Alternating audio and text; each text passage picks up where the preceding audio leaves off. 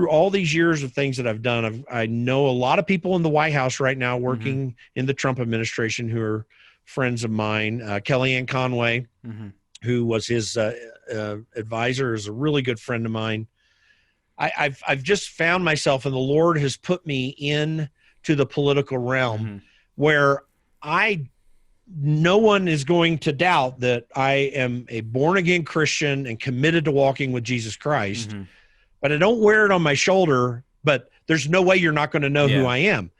And so early on, in those early days when I started getting interested in politics, I spent a lot of time in prayer before God, just thinking through what am I supposed to do in this? What does a Christian do in this dirty, nasty business? I mean, it really is dirty and nasty, I'm telling you. I worked at Indiana Family Institute with a guy named Bill Smith. It was a pro-family organization in Indiana.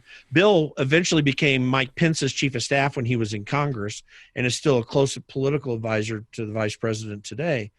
But Bill taught me something very valuable. He said, listen, if you're going to be a Christian working in politics and trying to move political action, you're going to have to maintain your moral character, which means you're going to have to work harder than anyone else because you can't do moral shortcuts.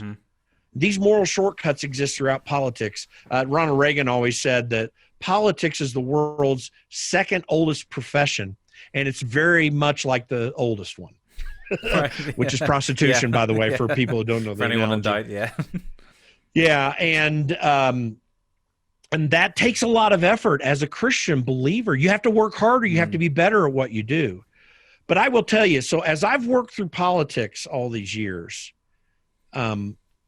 what I understood in working harder was that you also have to stop being so nice and stop catering to everyone. There's a place where you read, for example, Nehemiah, and Nehemiah is back to rebuild the wall in Jerusalem. Well, I'm going to tell you, he was a sharp guy. He was very dedicated and devoted, but he certainly, when Sanballat and those were coming against him, he obviously opposed those guys. But his harshest words were for the people working on the wall.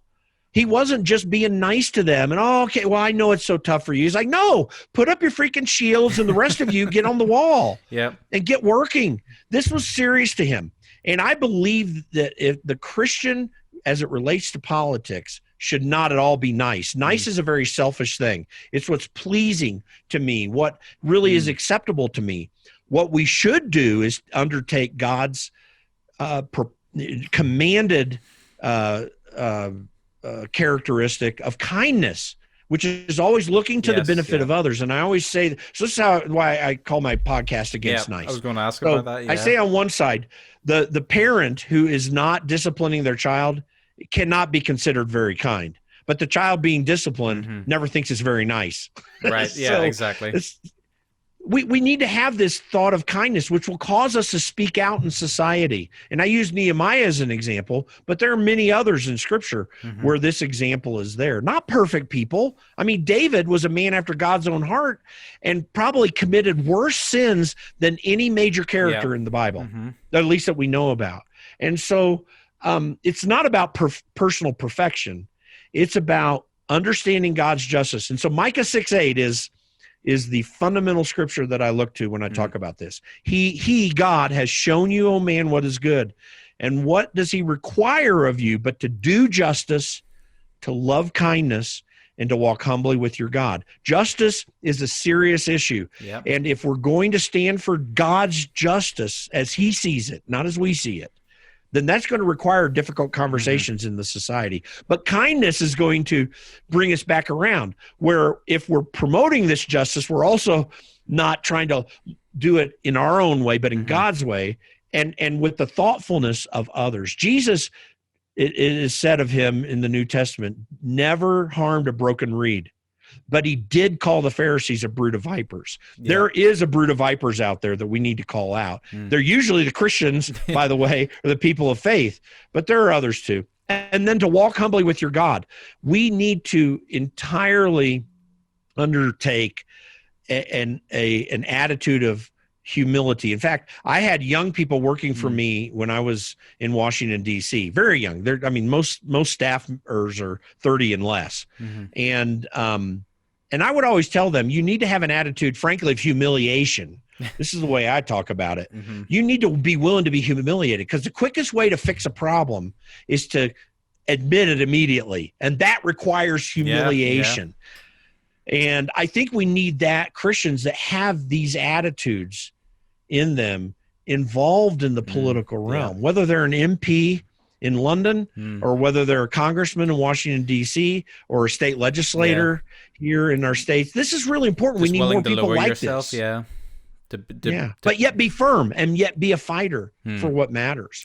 Yeah, so I guess naturally, following on from what you said, I think it's amazing, and I think the vision really is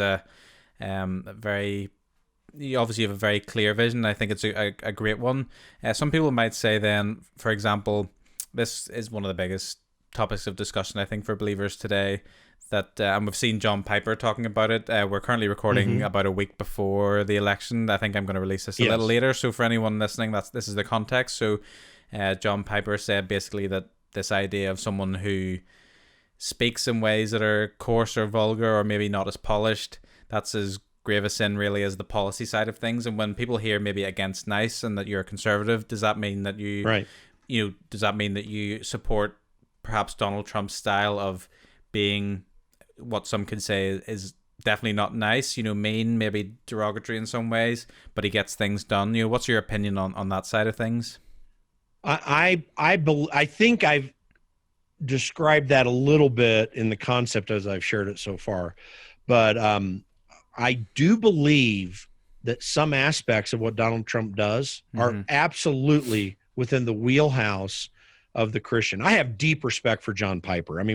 He and I are obviously on the same page when it comes to Reformed theology. I'm 100% with him. I think he's one of the most fantastic and clear-thinking pastors and theologians in the world. My personal favorite is R.C. Sproul of Ligonier Ministries. He's like the best in my mind. But I love what John Piper has to say and how he approaches ministry, pastoral ministry in particular, and theology in general. I think what happens for Christians, and this is why I call it against nice, not because we need to be jerks, be unkind, have it. There was this one congressman I knew, of the many that I know, who woke up every single day and said to himself, how can I screw leadership today?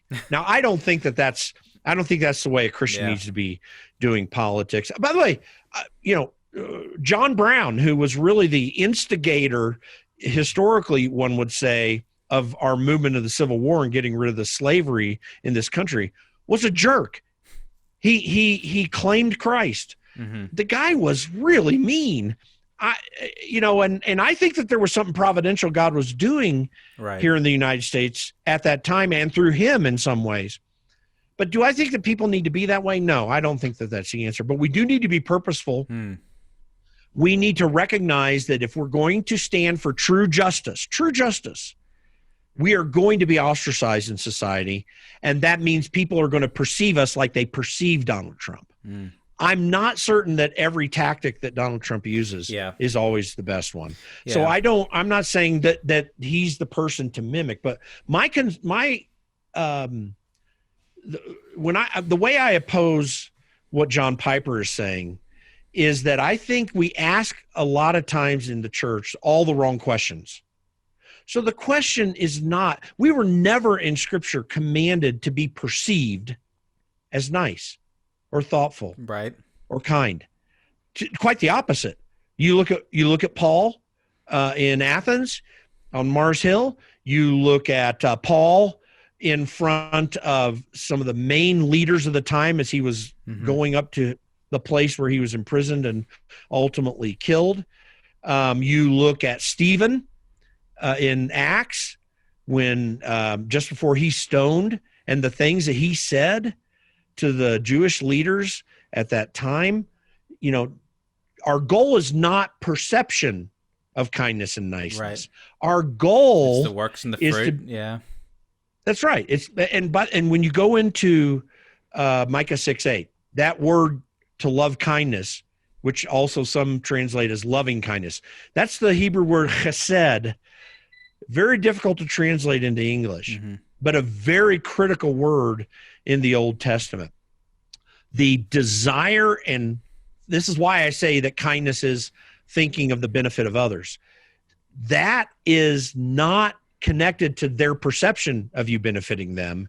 It's connected to God's justice, God's personality, who he is. You know, one of the great things that we've lost in the church, in Western culture, and maybe in other places around the world in other cultures, is that the undertaking of theology is lost. In other words, the study of God. Right. We spend a whole lot of time thinking about how we can be blessed, what our prayer life can be like, right? Whether we're holy and pious. All these things are important, but in and of themselves, unless you are seeking God's righteousness, you're not there. And the only way to get there is to know who he is. Yeah, dwelling in the Word.